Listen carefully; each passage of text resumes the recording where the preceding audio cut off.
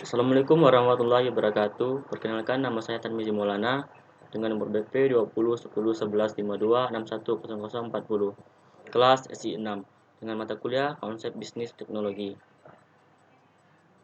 Perubahan pengembangan organisasi di masa pandemi COVID-19 di industri tekstil. Analisis industri tekstil dan produk tekstil TPT di Indonesia tahun 2008, industri tekstil dan produk tekstil TPT di Indonesia yang sempat dikhawatirkan mengalami kehancuran ternyata justru membaik. Hal ini sangat didukung terutama dari peningkatan nilai ekspor yang dicapai. Dalam beberapa tahun terakhir, kinerja ekspor terus mencatatkan pertumbuhan. Jika pada tahun 2005, penjualan industri ini masih 8,6 miliar US dollar. Tahun berikutnya naik menjadi 9,4 miliar US dollar. Pada tahun 2007, nilai ekspor meningkat lagi menjadi 10,2 miliar US dollar. Namun berbeda dengan pencapaian ekspor yang semakin gemilang, pangsa produk industri TPT lokal di pasar domestik kian tergeser oleh produk impor ilegal. Pada tahun 2007, produk lokal diperhitungkan hanya menguasai 22% dari pasar domestik, turun drastis dari 45% pada tahun 2006. Padahal pemasok garmen lokal mayoritas berskala kecil dan menengah.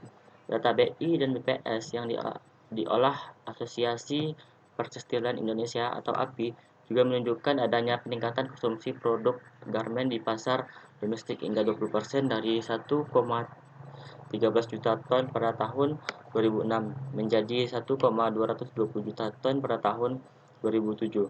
Sayangnya, peningkatan volume konsumsi itu justru sebagian besar dimanfaatkan oleh produk impor. Keberadaan industri TPT di Indonesia berada di ambang kehancuran karena banyak permasalahan yang meliputinya.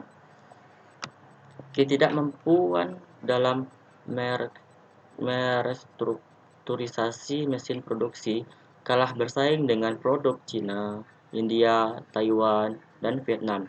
Biaya produksi yang melonjak tajam, permasalahan upah buruh, serta masih kurang terlalu dianggapnya sektor ini oleh kalangan perbankan menjadi sektor ini sempat dijuluki sunset industry. Nyatanya, industri ini masih sanggup bertahan dibandingkan periode 2 tahun sebelumnya. Pencapaian 2007 relatif lebih baik. Amerika Serikat masih menjadi bangsa terbesar yang menyerap hampir 41% dari total ekspor. Urutan berikutnya Uni Eropa dengan 16%, lalu Jepang dengan Uni Emirat Arab, masing-masing 7 dan 4%. Tahun 2005, penjualan industri ini masih 8,6 miliar US dollar. Tahun 2006 naik menjadi 9,4 miliar US dollar dan tahun 2007 nilai ekspor meningkat menjadi 10,2 miliar US dollar.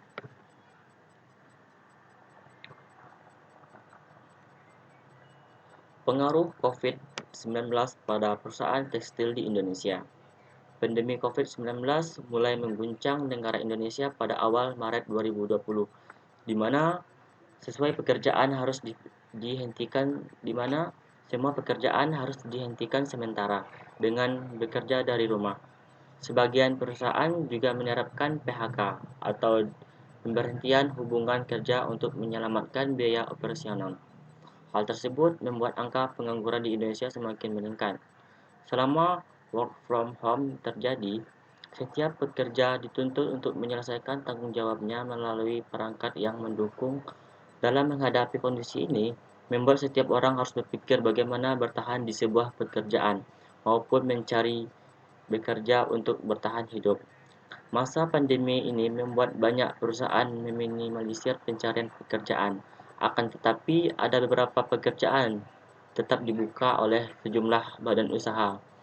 Bagi seorang yang memiliki kompetensi informasi teknologi, finansial, serta customer service, memiliki banyak peluang di masa pandemi ini.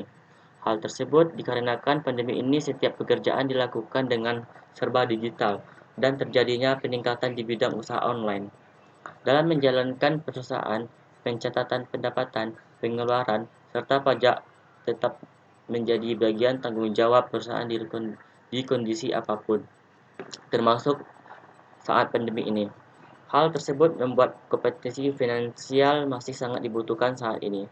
Para pemilih usaha seperti Serendipity Design dan Erskine juga sangat membutuhkan para calon karyawannya yang menguasai bidang customer service. Peningkatan e-commerce terjadi karena kegiatan ekonomi saat ini dipaksa untuk dilakukan di rumah untuk menahan seluruh penyebaran virus ini.